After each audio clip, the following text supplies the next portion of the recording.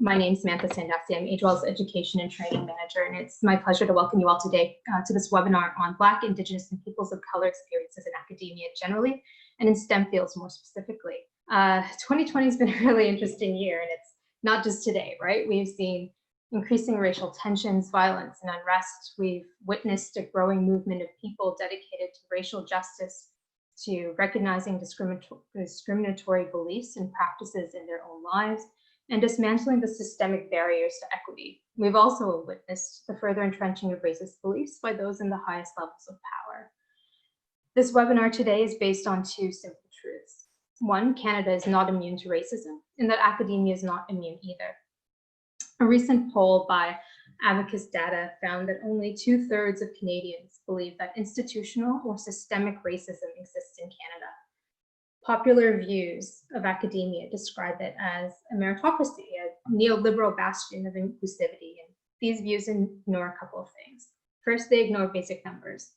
While 20% of Canadians identify as people of color, tenure-track faculty members, senior leadership, and administration in Canadian institutions are overwhelmingly both white and male. A Canadian Association of University Teachers study found that less than 1.5% of our university faculty members identify as Indigenous, only 2% as Black, and that racialized academics overall were more likely to be precariously employed adjuncts, unemployed, or if employed full-time, earned on average 12% less than their colleagues.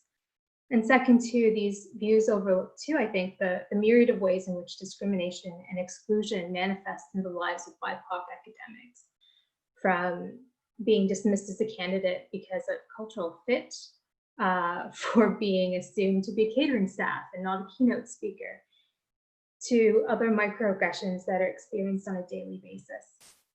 In addition to raising awareness of some of the experiences, our panelists today will discuss how they think we can all work together to make academia a more equitable environment, from outreach and recruitment practices to creating supportive environments to maximize retention. It's a privilege to introduce to you our three panelists today. Dr. Carrie Barasa, who is the Scientific Director of the Indigenous Peoples Health Institute and a Professor of Community Health and Epidemiology at the University of Saskatchewan. Second, Dr. Mikhail Burke. Dr. Burke holds a PhD in bioengineering and is the Inclusion and Transition Advisor to the Faculty of Applied Science and Engineering at the University of Toronto. And last, Dr. Alexandra Davis, a marine spatial ecologist, a postdoctoral fellow at the University of Alberta, and an HDP with MEOPAR and CE. Our panel moderator today is Dr. Azadeh Yadlahi, a scientist at the University Health Network's Kite Research Institute and assistant professor at U of T's IBB Institute of Biomaterials and Biomechanical Engineering. Before we begin, just a note again that our session today will be recorded and archived on the AJWell website for future viewing. So without further ado, I'd like to turn things over to our moderator, Azadeh.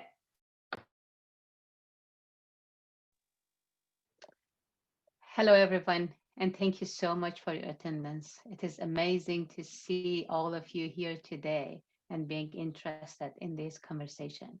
And I'm so looking forward to our discussion today. Just wanted to make sure to ask everyone again to make sure that you mute yourself, and also, if possible, to turn off the video for just the quality of the webinar and the Zoom, except for the panelist. Perfect.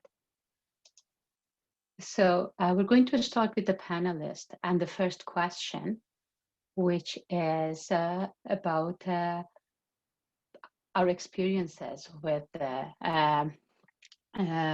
within the academia. So first of all, we want to make sure and to acknowledge that our STEM academia experiences does not occur within a vacuum. There are so many examples, as Sam mentioned. For example, the outward displays of racism here in Canada, or the higher prevalence of the COVID within the Black, Indigenous, and people of color communities. So before we start, and as the first question, how are you doing right now? How do you feel about the situation in terms of the different communities? And as to start, how about if you start with Dr. Alex? Hi. Yeah, thank you for asking. How am I feeling right now? Well, it varies day to day. So I'm originally from the United States, and so I think some of the things that are going down there right now really carry their weight with me, even as I spend time here in Canada doing my research. And yeah, like I said, it's day to day. I see triumphs within our community, both in academia and the Black community in general. And I see areas where my heart just breaks. And so I'm doing okay. And I'm really excited to be part of things like this, where we can talk about the issues systemically that happen in STEM and hopefully move forward to a better place. Thank you very much, Alex. And Dr. Brasa. Yeah, I think I'm, very similar to Dr. Davis. It's I think it's a very I feel tense all the time. I feel that tension constantly. I think that right now the racism and discrimination it's sort of always there, and it's when is it going to happen, what's going to happen next, is it going to happen in my workplace, is it going to happen when I take my daughter to hockey or to the store, or what not if it's going to happen, when is it going to happen, and how much can one sort of endure, so to speak. And so it's all around us. You go onto Twitter and it's there, and it's our work that we do to try and address it. And so it's not only in our personal lives, it's in our work lives constantly. And I know, working with the elders, they work with us to try and release some of this, try to get us to be grounded and be able to do this important work. But it's all around us. So I feel a lot of tension, a lot of anxiety, but at the same time, I think also knowing that this work is so important that you have to sort of move forward, and you have to try to really look for allies and those who will form that circle around you to sort of ground you and lift you up. And so I guess that's sort of where I'm at today. Yeah, Miigwech. Thanks. And the point about the allyship is quite important, and an important part of what we all should do and look for, no matter where we are. And we all hear your voice about the challenges, and it's quite scary when it becomes when and not where. Mm-hmm. And Dr. Berg, how do you feel? Very, very similar to the rest of the panelists in terms of, very up and down. It's been quite a, 2020 has been quite the year in a multitude of regards. I think when we deal with the kind of the intersection of the influence of the pandemic, I think, it sounds, terrible in some regards, but I think, it's the frustrations and the, the lack of distractions, of life distractions, has facilitated, renewed vigor and focus on the intersection of kind of race and experience within STEM and broadly in society, as well as in STEM and academia. And so that's kind of the silver lining to that. But with that, you're having a lot of conversations that you've had in the past, and it's really about what's next. And sometimes you feel elated or hopeful about ways that we can move forward, and other times you kind of feel frustrated because it feels kind of cyclical. So just kind of dealing with the cycle of feelings. And I'm glad for spaces like this where we can kind of talk, mediate conversation, and actually come up with discourse for moving forward. Thank you very much. And it is quite important, and what is next and what can be done. And it's amazing that in terms of the panelists, we have 3 different views of how to talk about the challenges in terms of the research, in terms of someone from the early career academia, and also Dr. Burke, who is working in how our trainees are dealing with the issues of the race. So I think that that would be quite amazing in terms of, for example, our next question, that how do you think that discrimination and exclusion based on race manifest in a STEM and academia based on the experiences that you have or have had in your position? So can we start again with Dr. Davis? Sure. So the question is just what are my experiences with discrimination and exclusion based on race in academia and STEM? So I think for me, one of the most telling things I can think of, which I never regularly thought of as a student coming up in academia, but it's very clear to me now. I never once had a African-American or Black teacher, professor through my entire career, from first grade to my PhD. I had one in a humanities course, but throughout STEM, there was never a single Black professor who I took a class with or even was available to take a class with. And so just an example of the lack of representation, thinking about how are you supposed to know you can succeed as a person of color if no one around you and none of the peers that you have to look up to are people of color? And it can be a very little thing. Lots of people get through it. We've all gotten through it without folks to look up to, but it makes a difference. And looking back on it, I definitely can see how that affected some of the choices I made going through my undergraduate and PhD career, not having those peers to look up to. And then I think one of the other ones for me, I'm a marine ecologist and I spend a lot of time in the water. I am a certified scuba diver. And so one of the things for me, just a stereotype that always came across when people would ask me what I do for a living, and I'd say marine ecologist, and I say I scuba dive, and the question that is always asked of me is, you can swim, because of the stereotype that Black people cannot swim.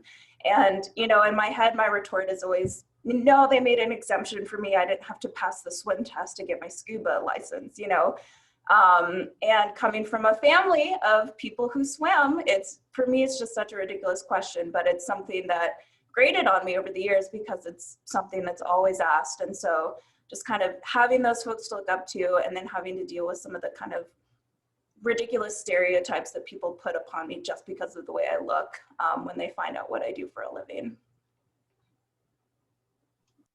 Thanks, Alex. You touched on 2 important things, and one is the mentorship and the stereotypes. And I hope that we can get back to this into our conversation. Dr. Brasa,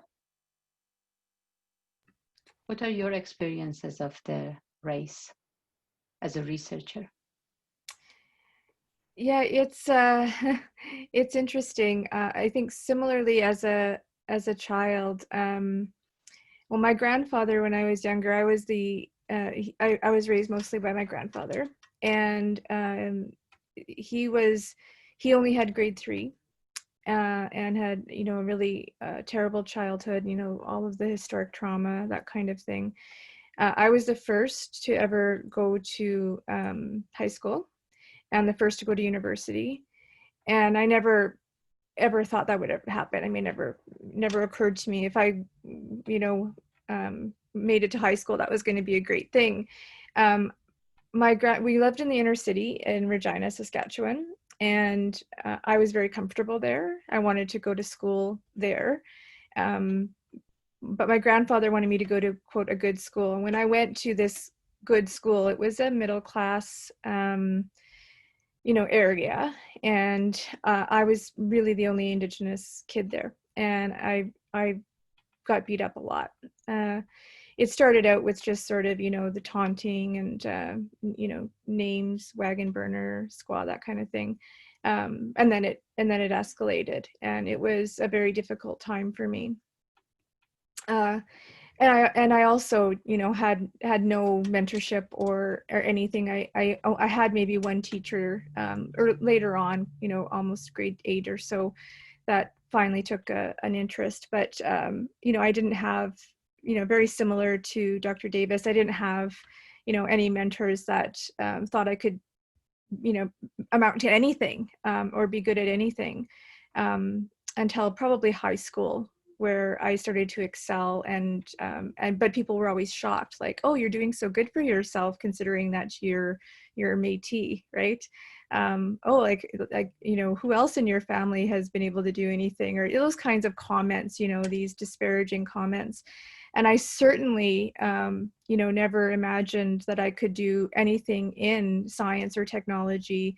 I really wanted to be a doctor, but I just didn't have the confidence. And when I became a professor and worked at First Nations University, that was my first, foray into academia. I really resisted it for a long time. I had gotten my master's degree, and I thought, that's enough. And I did have some encouragement, from some very senior folks. One of them was Indigenous, but I still did not have that confidence. And I saw that happen with many of my students, that, we'll go into social work, we'll go into teaching, those kinds of things. But, science, math, nursing, medicine, like people didn't feel comfortable with that. Students didn't feel comfortable. And I still see that today. I mean, I've been in the academy 20 years, and still this is a major problem to attract, Indigenous peoples, anybody who is, from a marginalized community, are still seen as not able to engage in STEM, and that has to change. And because we are able, we are capable, but there's still this almost stigma attached to our communities, and we don't get the appropriate mentorship. We're overlooked. And even the kinds of scholarships that are awarded, there's not enough directed to our communities. So I'll just leave it there. I mean, there's probably a lot more that could be said, but that's certainly been the experience, and I believe it's rooted in structural racism. Thank you so much, Dr. Brossa. And one of the things that we could also touch base would be how the things are for the people at higher level within academia, like the researchers, and how do they feel if they get similar level of racism in terms of, for example, getting grants or not. And we can touch about that in the other questions. And Dr. Berg, how's your experience with the racism, and also about the trainees and how they feel within academia and STEM? Well, I mean, even, broader, like in my operational context, within the engineering faculty, you'll see, discrimination and exclusion based off of race manifest in a multitude of ways. Some of them, intentional, but a lot of them unintentional. Some ones that immediately come to mind, for example, would be, the differences within the Canadian STEM and academic context of how we handle different types of demographic data, right? We don't disaggregate data by race. And, within the engineering context, for example, there's been a push really, and it's an important and vital push to, improve gender diversity within engineering. But, you know, but there's an avoidance to do that for other demographic criterion, including race, right? There's this discomfort. We have no issues or comfort like collecting data about whether you're a man or woman. And even then we're just operating on the binary. But then, you know, how about race? How about socioeconomic status, things like that, and how those features can interact. So we, you know, you see it, you know, unintentionally there, you know, kind of a lack of intersectional considerations within research, right? You know, now when you see like people have to write NSERT grants, you know, Tri-Council is really putting in more concern for like EDI considerations, and you see faculty members wondering, oh, how do we integrate, you know, EDI considerations? First, right? Not thinking about, you know, not having those intersectional considerations, how things, if you're doing research on, you know, in the biomedical sense on, you know, polymer coatings on cardiovascular stents, how does that, like, which populations does that impact more? Which, you know, like, what are the signaling factors that work in particular populations more? There's so many slants and ways that we can view our research intersectionally that people just don't do, including within race. So that's another way it manifests, right? This general sense, this lack of buy-in, right? And almost what I call, you know, color avoidance. Because, you know, you don't want to use language, ableist language like, you know, color blindness, but people actively avoiding talking about race and within the STEM context. So for example, in June, there was a shutdown STEM event that started in the US, but, you know, it was trying to be advertised here as well. And there was very minimal buy-in within the academic community. Then again, here in September, there was a scholar strike in September 9th and 10th, right? Just to, as academics within the space, to show our solidarity against, you know, anti-Black racism and police brutality.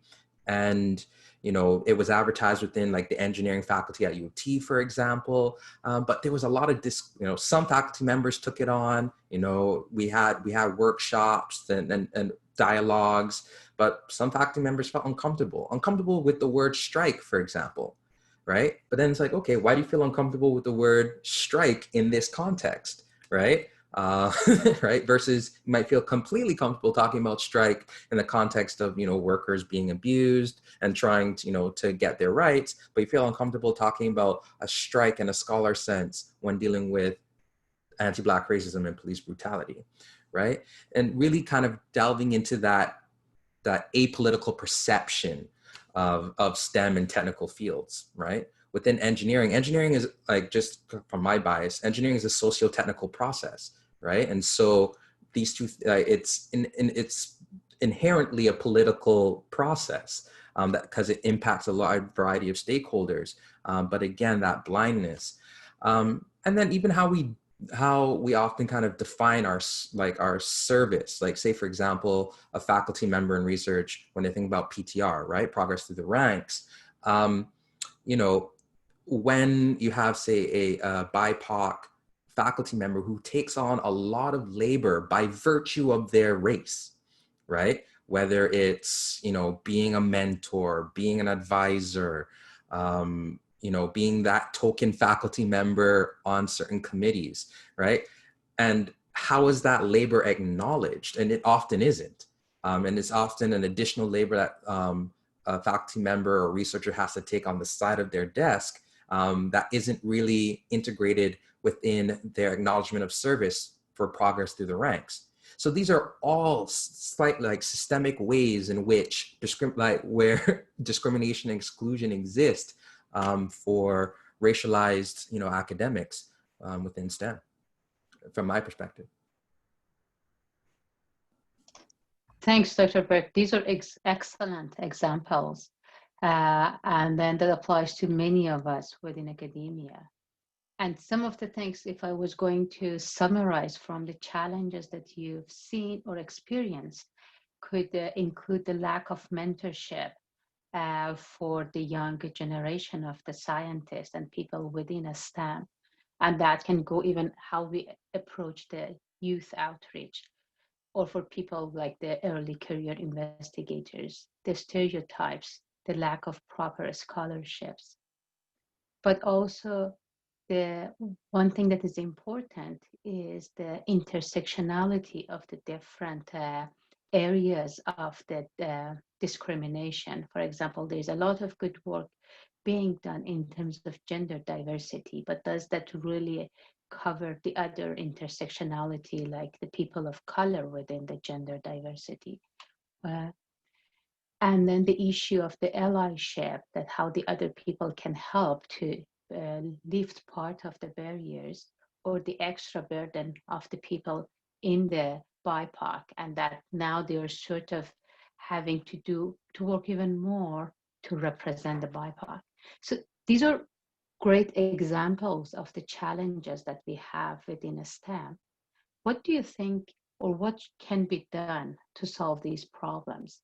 What are some methods to ensure that the Black, Indigenous, and people of color are better represented within the, what can we do to have a better system for the BIPOC within the STEM? What are your suggestions? And maybe we can now start with Dr. Brossa. Great. Yeah, thank you. I think, I think one of the big things is we know that there's structural racism in the academy. And I think that we sort of tiptoe around it by saying, well, we need, competency training and that kind of thing. And I think that only goes so far, because what we really have to do is hit it head on. And I think that there's a lot of cultural safety training that goes on, and I'm not saying that that's not helpful. I think that there has to be some level of that, but if you're going to do that, you have to have really appropriate evaluation and be really specific about what you're doing with that. Because I know that the cultural safety training that's been happening across Canada and hospitals, for example, there's really not appropriate evaluation. There's not engagement with, patients, for example, appropriately, and we're really getting a lot of sort of check boxes. That's not what you want. If you're going to really do something like that and have meaning for it, you can't just sort of have these online kind of training where you don't have interaction and you're not engaging the senior leadership and you're not engaging those who are making the policies, the administrators. Is if you really want to address structural racism, you have to go about it in a multitude of fashions and have really strong strategic plans that include many people. So what across the board, as I think has been mentioned by everyone. So that's one of it. But we also have to really look at adequate, stable, equitable, and ongoing funding that is strategic, not only say for Indigenous communities, but for racialized communities and all across. So whether you're an early career researcher, whether you are a full tenured professor, whether you're in a mid-career, and we have to also start looking at very young. If we want to recruit, we have to start looking at grade 8, grade 6, and starting to engage into STEM very young. And that includes, a lot of mentorship and funding. And I think we also have to look at two-spirit, lesbian, gay, bisexual, transgender, queer, questioning, intersex, asexual peoples who often get lost in the mix, and if not completely marginalized. And I also think that, there's a lot of barriers and to access, wraparound services within the academy. There's a lot of stress, as we know. I don't think there's adequate mental health services on campus.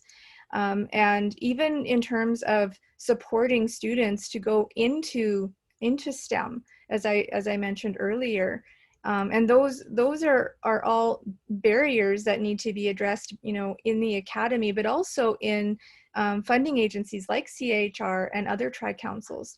And they all, I think, need to get on board. We have the CRCC now, but again, I don't think, you know, we have the appropriate funding mechanisms yet in place. I think we're getting there. And I also think we need anti-racist strategies that need to be taken up by the tri-councils. And I know that this is starting to happen at CHR, but it needs to happen across the tri-councils and beyond, because there's other funding agencies that need to obviously work in tandem with what's happening in the academy. So, you know, I think the other last piece that I'll say is that we need culturally safe funding opportunities, again, that are directed specifically, because, you know, we're not all the same. We have a lot in common, right? But we are not the same, and we have different needs. And I think we have to create funding opportunities that meet the needs of Black, Indigenous, and other racialized communities. So that would be at least a start, and I'm sure you all have many other ideas. So I'll just leave it there. Thank you very much. And those are excellent suggestions, especially when it comes about how we can use different funding mechanisms to support the people and also the research, as Dr. Burke addressed on that it's not just about the people, but also about the research itself and the research participants. So Dr. Burke, what are your suggestions? Yeah, so in terms of the system itself, you know, there's a lot of things that could be done. Some have been so eloquently addressed already. I would say one thing, a couple of things that one could focus on is, one, kind of how you have facilitated conversations, somewhat like this, in helping to drive that change. You know, a framework that I kind of leverage for that is kind of the idea of a brave space, kind of versus that notion of a safe space, because as I've said, a lot of these conversations involve navigating discomfort. You know, basic pedagogical practice tells you that in learning zones, optimal learning happens in slight discomfort. And I think often individuals, when you're trying to unpack, again, like, why is it that I'm uncomfortable collecting race data, even though I've collected gender data for 30 years, right?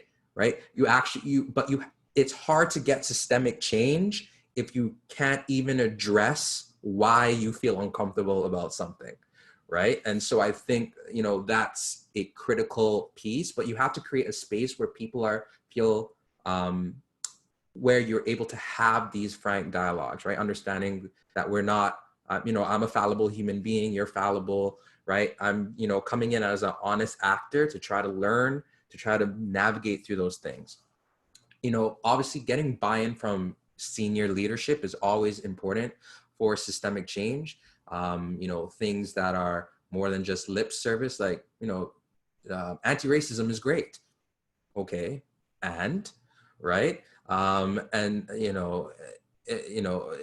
so how do you get that buy-in from senior leadership?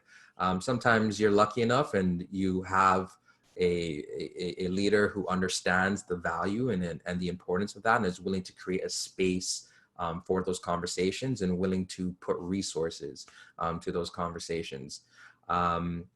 You know, I think systems of accountability, that's also a big piece, right? You know, what I've noticed, particularly within academia, we can write reports about things all the time. We're really good at that, you know, assessing problems.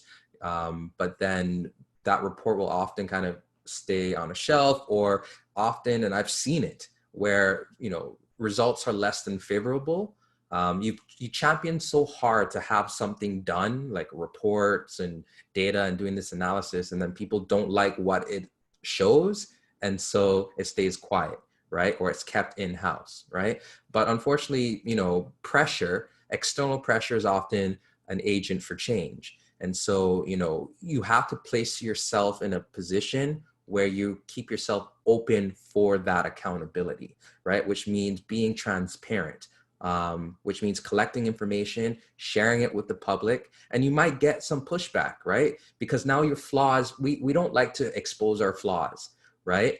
But it's through that exposure of that flaws and acknowledgement of that fallibility. If you come to the community, say, here's our problems, we want to talk with you, try to figure out how to fix it, they'll work with you, right? And then you can even say, hey, look, you see that university over there? You see that institute over there? They're not even having this dialogue. They're not even telling you this information, right? And then you actually get buy-in from the community, and then it becomes, you know, a positive feedback loop to help generate that change that you want. And so, you know, and that's why, like, things, again, like, it's important for the systemic change as well as to define service more broadly, right? Like, what does it mean to serve, to provide service for academia, right? Right?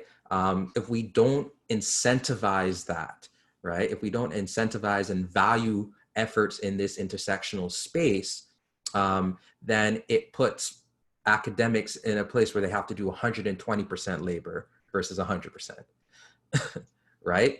And so if you want that systemic change, then you have to incentivize that within the system, right? And so I think modification of a PTR, it would be a critical piece to that. And, you know, I've been talking for a while. I'll cede the floor to Dr. Davis here, and but those are some things. Thank you very much, Dr. Berg. And Dr. Davis? Yeah, everything that's been said so far is really great, really helpful. And I just kind of want to echo and maybe add a little bit to it. I think this builds a little bit on what Dr. Berg was saying. For me, retention is a huge component. Recruitment is something that often gets highlighted and gets a lot of funding and gets a lot of effort put into it. And I find that once you recruit and gather these people of color and these marginalized communities to your institution, they're often just let free. They're just there to let flounder, basically. And if you have these groups of folks coming in, if they're first generation college students, or they're the first to go into higher education, or they're the only person of their background in their department, it's not enough to just get them there. It's not enough to give them a place. They need to feel welcome, and they need to feel like they belong in that community. And I feel like that's something that often gets left out. And this goes back again to just thinking about what is your privilege as an institution and as a person, and what is your bias as an institution and as a person, and how does that affect your interactions with this marginalized person or this marginalized community.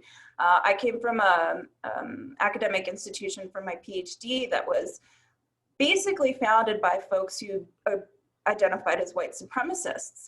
And while that was no longer technically the way that the school was run 150 years later, that institutional feeling remained. And so being a Black person in that community felt weird. And once I understood where the community had started, it made a little bit more sense to me why I didn't belong, because there are remnants of that. You can't scrub away your history, and you can't scrub away what founded your institution. And so I think understanding how all of that history, from the land you're at, from the people who started your institution, who started your department, and understanding how what they did in the past can affect people in the present is really, really important as well. And that goes again to making yourself feel uncomfortable. If you belong to an institution that was founded on white supremacy, you need to know that, and you need to know how that can affect marginalized communities.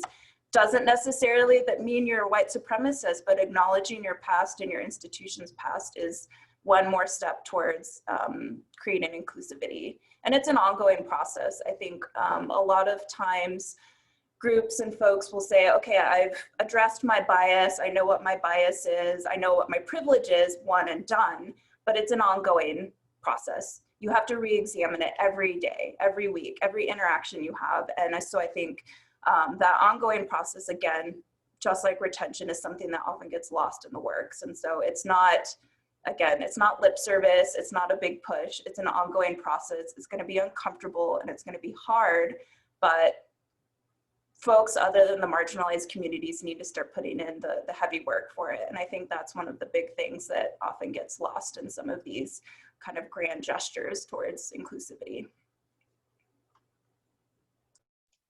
Thank you very much, Dr. Davis. It is a quite important comment regarding the retention of the people from the marginalized communities within academia and STEM, because otherwise, and we have already seen that these people will be at the risk of burnout, because now they're either being expected to do a lot to represent the society, or being sort of presented as this, or the institute wants to showcase them as the good example that they are working on diversity. And without having that culture to support, having only one person either in the faculty or in the class doesn't help.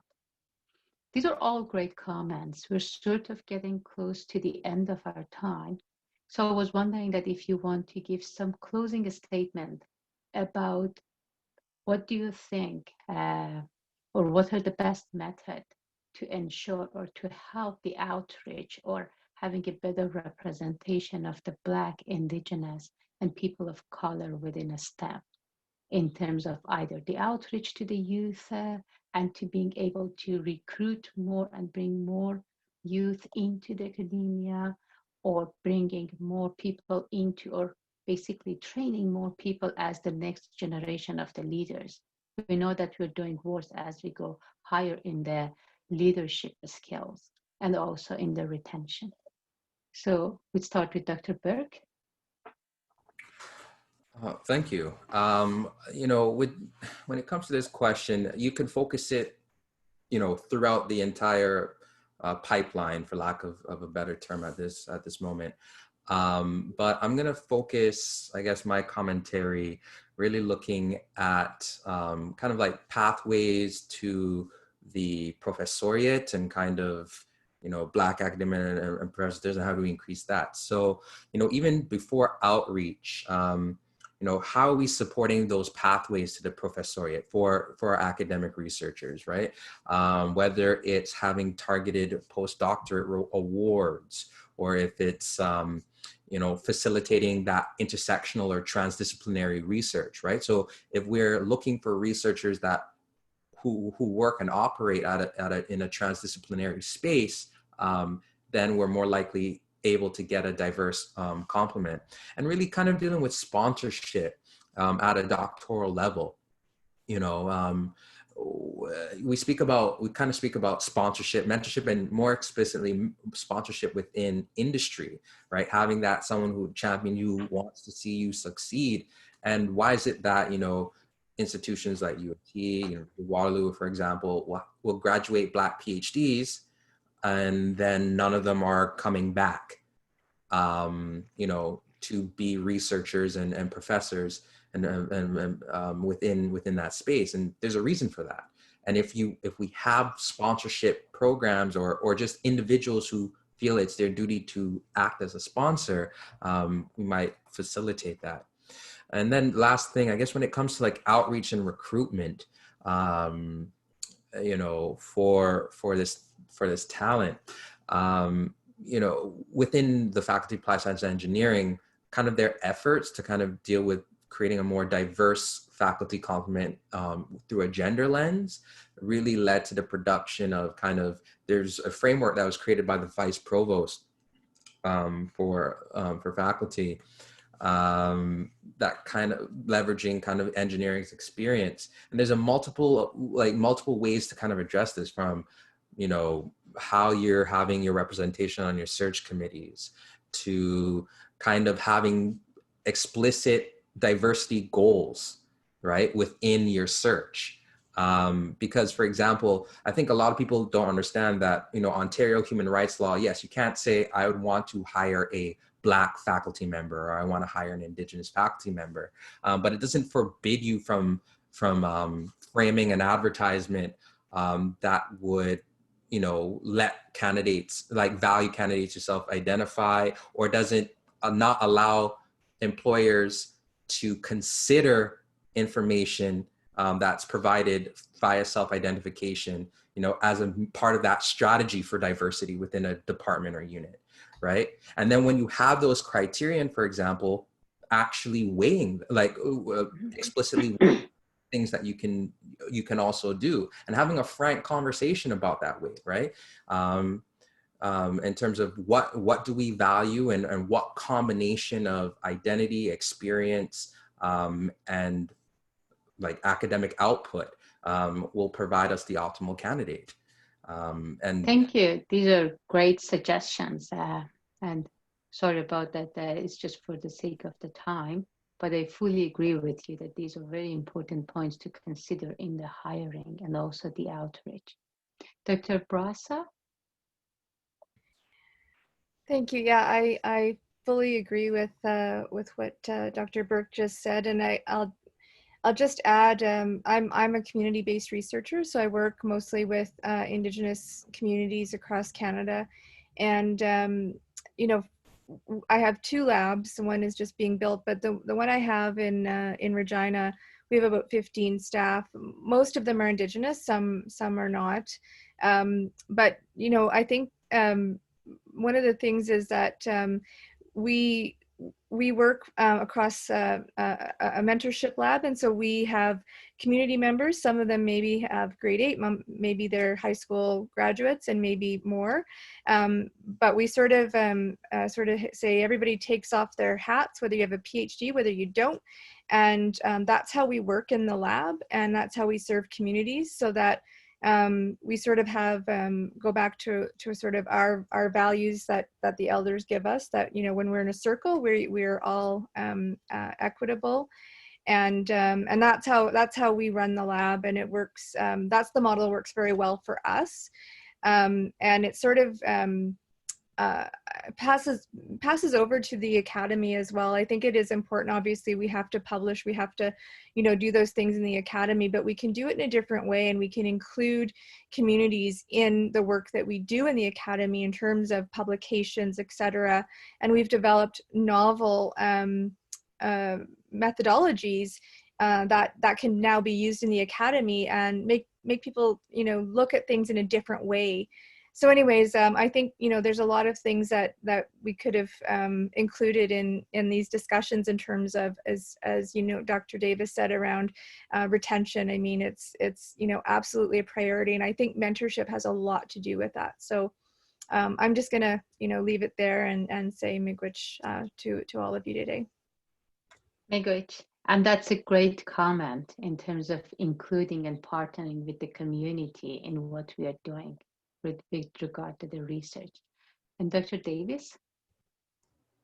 Yeah, I'll just be really quick, and just to kind of emphasize what's been said already, just be intentional and be strategic with who you reach out to, who you try to recruit, and who you're retaining at all levels. And this could be, you know, primary school, undergraduate, PhD, looking for a job across all levels. There's always a qualified candidate for the position from a marginalized community. If you say there's not, you're not looking hard enough. You can always find a guest speaker from any field within STEM from one of these communities, instead of kind of the stereotypical white male in a, you know, a lab coat. So being purposeful and being intentional and putting the work in to find the representation, I think across all, again, across all levels is really, really important. So. Thank you very much, Dr. Davis. It was a wonderful discussion and a lot of topics to consider. And now I leave it to Laura for the closing comments. Thanks. Hi, everyone. My name's Laura Avery, Training Program Manager at MEOPAR. And on behalf of MEOPAR and AgeWell, thank you so much to Dr. Ezadeh. Yadolahi, for your thoughtful moderation of this panel. And thank you to our speakers, Dr. Carrie Borisa, Dr. Alexandra Davis, and Dr. Mikhail Burke, for sharing your time and experiences and insights as Black and Indigenous people working in STEM. You truly made this a brave space today, so I really want to thank you for taking the time and sharing those experiences. As a non-BIPOC educator based in McMackey, I really appreciate the opportunity to learn more about confronting racism in STEM and ways we can all work together, to build more equitable, diverse, and inclusive systems for our trainees and researchers. Your words on the need for representation, mentorship, and anti-racism are so important, and I hope we can continue this conversation and go on to do a lot of work with our own institutions and networks. So thanks once again. And finally, I want to thank everyone for joining us and taking the time to learn together. We hope you found the panel helpful and interesting, and please do share your feedback with us. We're always looking to improve. For those joining from Meopar, I look forward to seeing you at our annual training and scientific meeting starting October 19th.